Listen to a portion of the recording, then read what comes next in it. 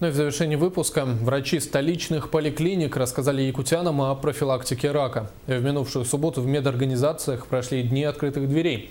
В поликлинике номер 1 провели осмотр женской части населения. Их проконсультировали онкологи, терапевты и гинекологи, передает Саргалана Федорова. В структуре онкологических заболеваний у женщин рак груди стоит на первом месте. Главное оружие против рака груди – регулярные обследования у врача. В связи с этим специалисты городской поликлиники номер 1 организовали акцию по профилактике рака молочной железы.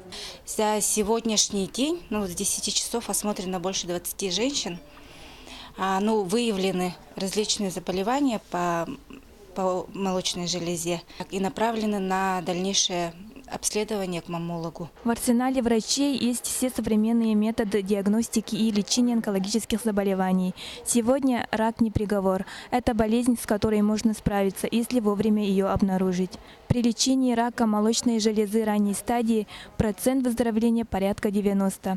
Начиная с 30 лет каждой женщине следует раз в год проходить обследование, утверждают онкологи. Но пик заболевания, конечно, 50-60 лет.